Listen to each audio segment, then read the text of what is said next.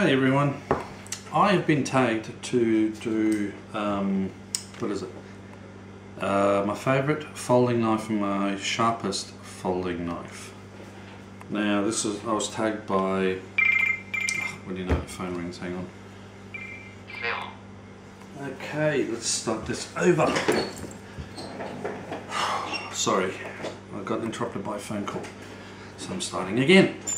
Okay, I've been tagged by Checkmate 9591 to show my favourite, got it all written down here, my favourite folder and my sharpest folder. So like several other people who've been tagged to do this, my sharpest, without a doubt, it has to be my Opinel. It's because of its grind, basically flat grind. It's like a scalpel.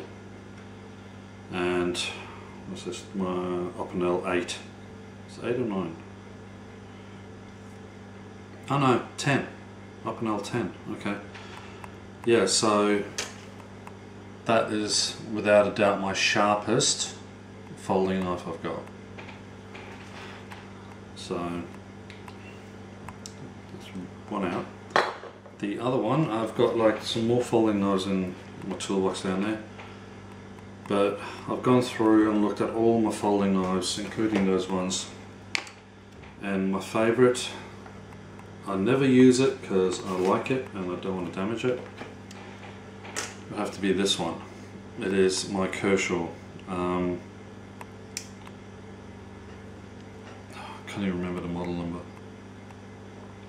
There is a number on it, 1470. This is American made, and it is Kershaw Ken Onion. Kershaw Ken Onion 1470? I'm just guessing that. But I've always been a big fan of Ken Onion knives. I like the sweep on the blade there. And it's very slim line, as you can see. Nice little pocket clip. So textured little panels there. You can almost file your nails on those, it's that they're that rough. So that's my favourite folding knife. And I also like the thumb stud on it, it's very subtle, as you can see.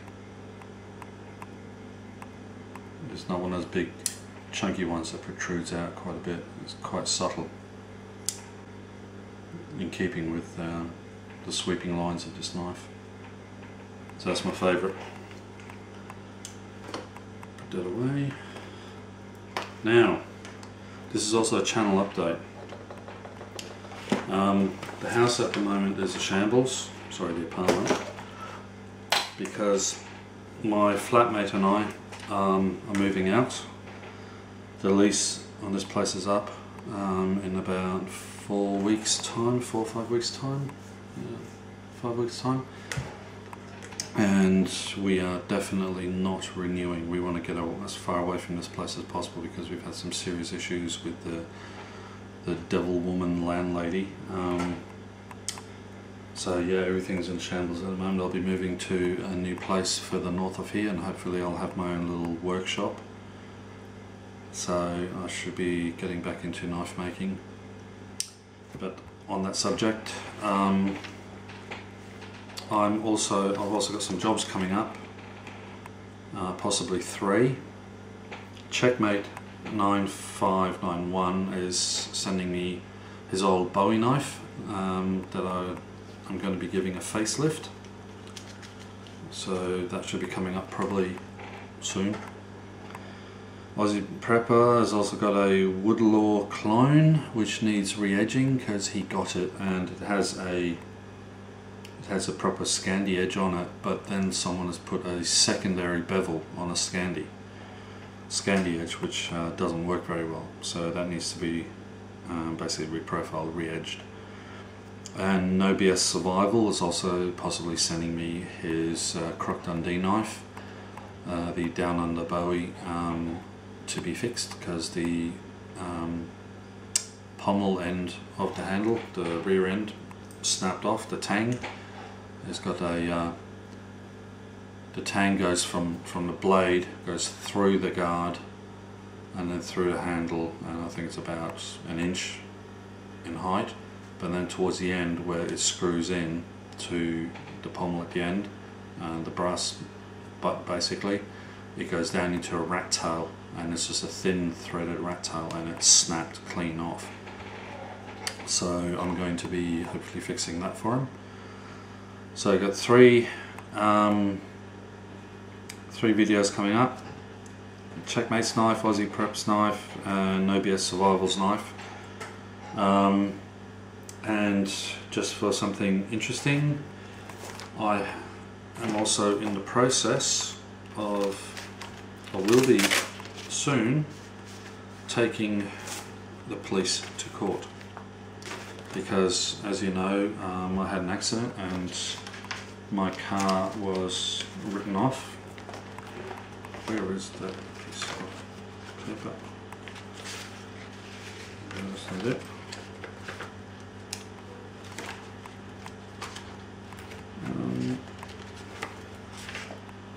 Don't tell me I've lost that. That's the problem with moving house. Put something down and it goes walkabout. Anyway, yeah. Oh no, that's right. I had to mail it back. I'm starting to panic there for a second. Yeah, I was given a fine by Queensland Police, $252 for failing to control the vehicle at the time of the accident. If I could have controlled the vehicle, I wouldn't have had an accident. So they fined me. I suspect they thought that I was hooning. Hooning is slang here in Australia, is when you're driving like an idiot, you're racing with your friends, you're speeding through like chicanes, you're doing burnouts in the wet and stuff like that. You're basically acting like a hoon, H-O-O-N. So when you're hooning, you're carrying on like a fucking idiot. So I suspect they thought that is what I was doing, that when I came off the roundabout I was hooning or speeding. But you've all seen the video, you all know that that wasn't the case. They don't know I've got that video because I didn't tell them.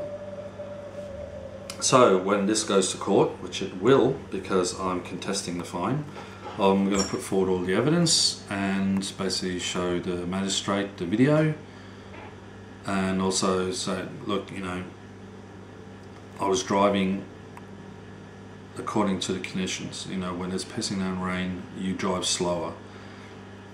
The speed limit leading up to the roundabout is 60. I was doing 40 when I arrived at that roundabout. I slowed down going through the roundabout and I accelerated up to roughly about 37 to 40 kph when I was coming off the roundabout, and that's when I lost control of the car and it crashed into the concrete barrier. Nothing could be done about it. Others I've spoken to said they've almost lost it on that same corner, and it turns out there's been several instances where there's been oil slicks or diesel has been spilled on the road or dripped on the road from other vehicles, and over a period of long dry spells the build-up is quite significant.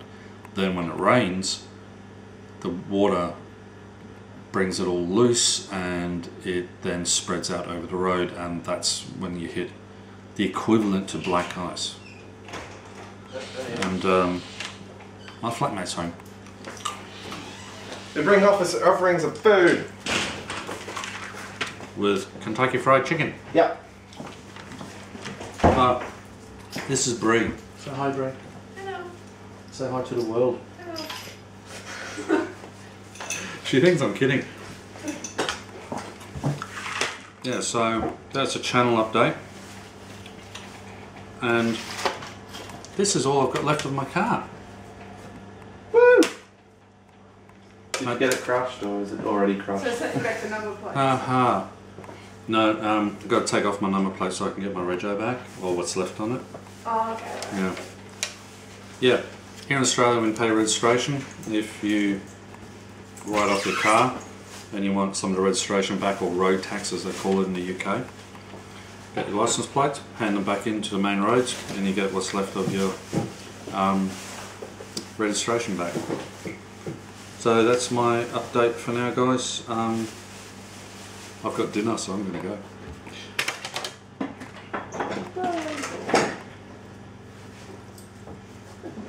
That could be Rob's.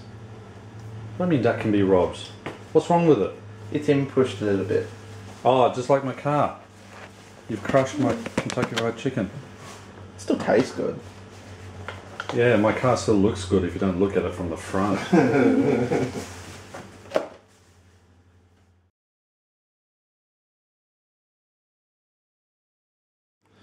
Okay, I almost forgot something. I'm supposed to tag 3 people to do what I just did. Your favourite folding knife and your sharpest folding knife. Scotty, you know who you are. What's your favourite folding knife and your sharpest folding knife? So that's Scotty, Wessex Blades. And next we have, I've written it all down here so I don't forget. Next we have the Monkey Man himself, Chief Monkey. Alright Jay, what's your favourite folding knife and your favourite sharp folding knife? Yeah. It's late, sorry. And Prepper Man himself, Funky.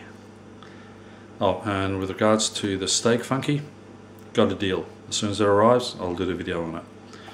So Funky, what's your favourite folding knife and what is your sharpest folding knife? So that trio of musketeers, get filming. I look forward to seeing your videos. See you guys, bye.